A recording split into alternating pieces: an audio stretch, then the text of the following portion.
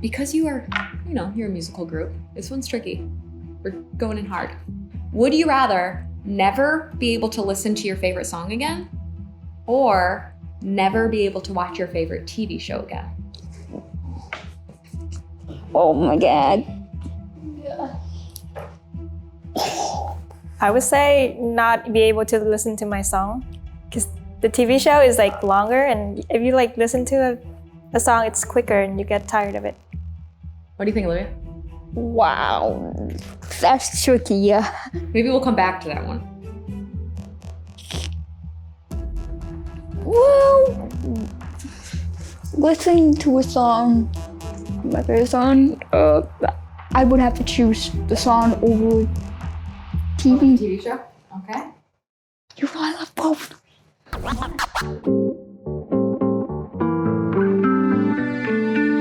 Hi, my name is Minh. I'm a junior.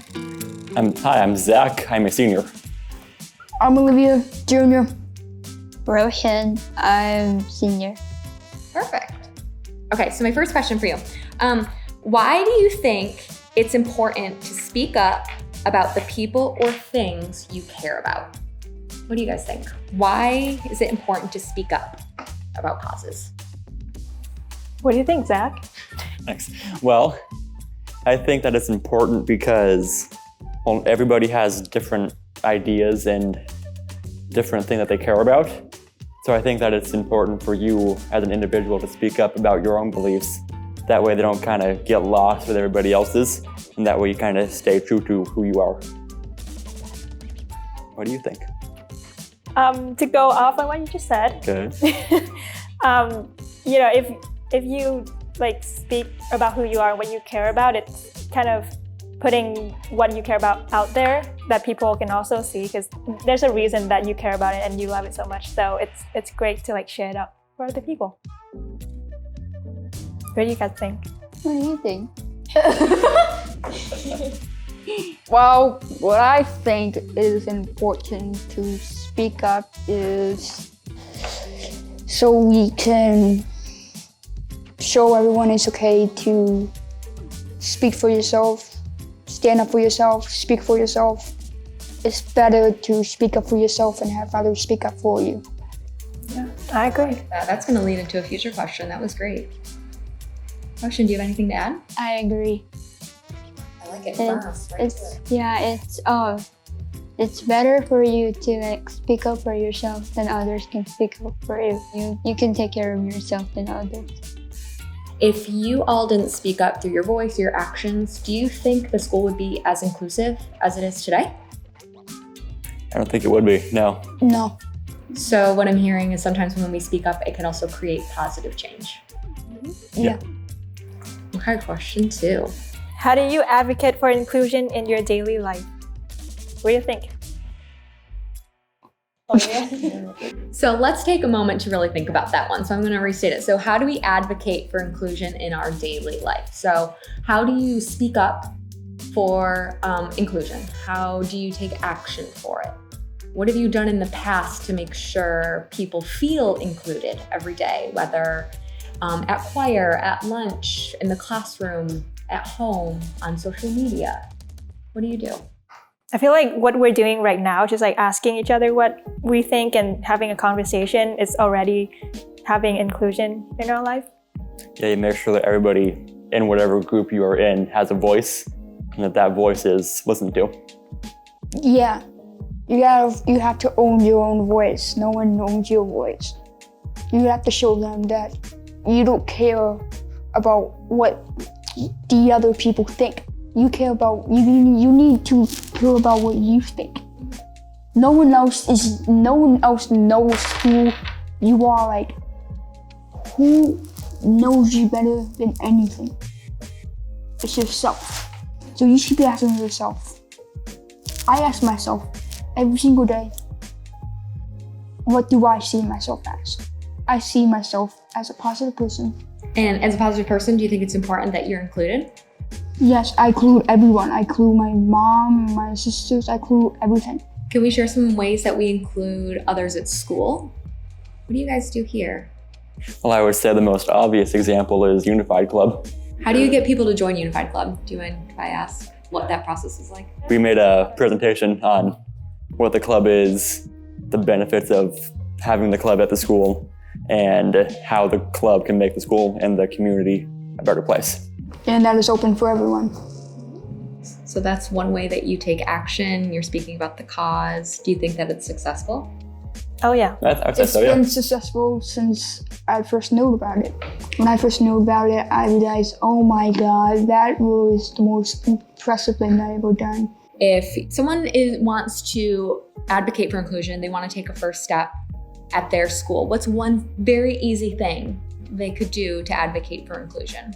Something small. You include them, even though I agree, in Unified Club, they did a super nice job. I feel welcome.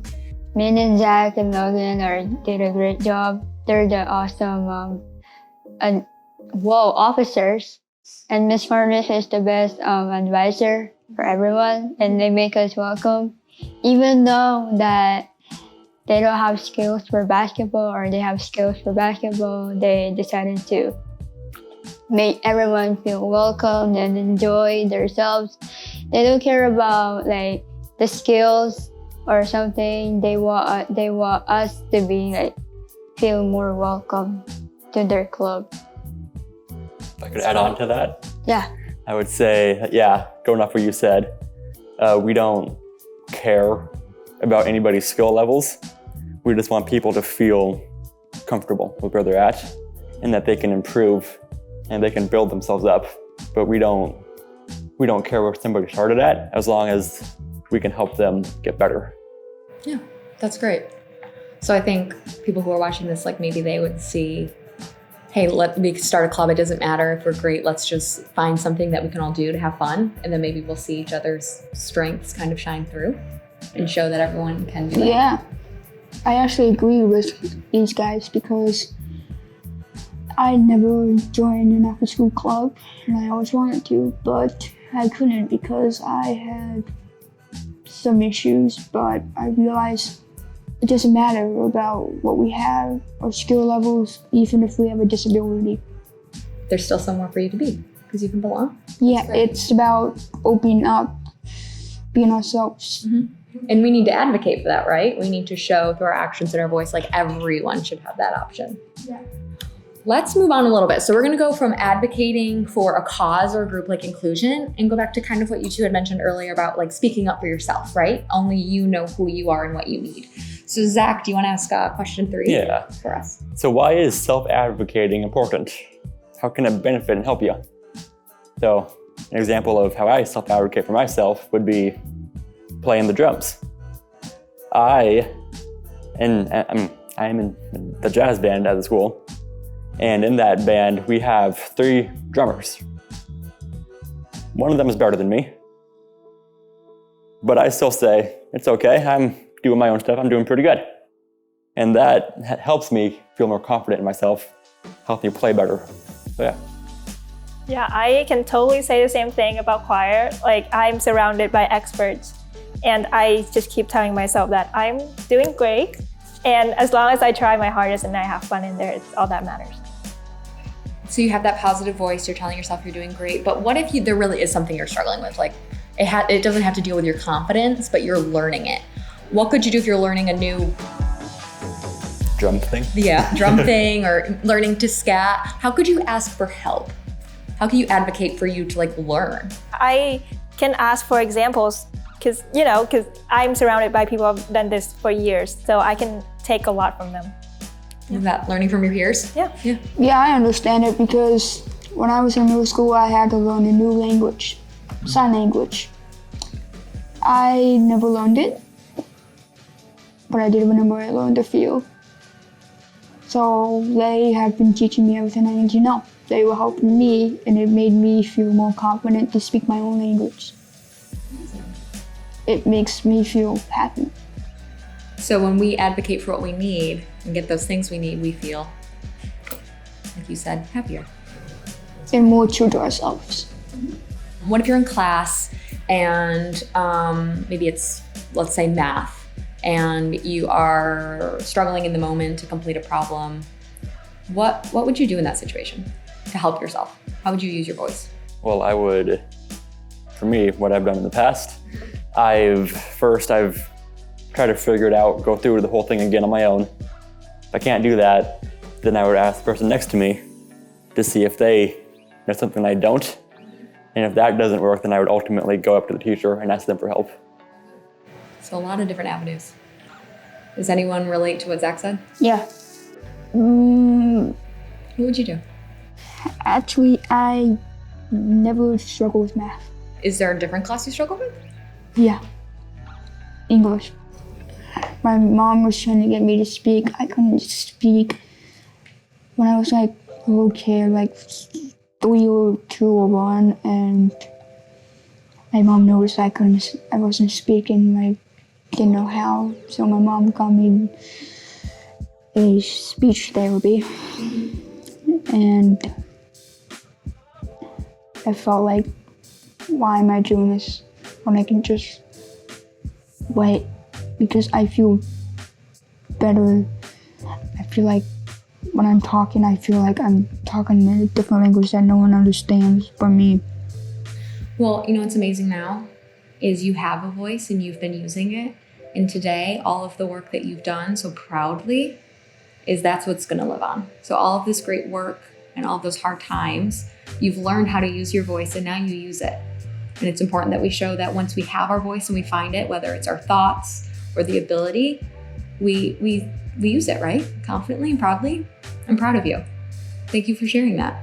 It was a personal thing I wanted to get it out of. Are you ready for the next question? Yeah. Do you still feel confident asking it?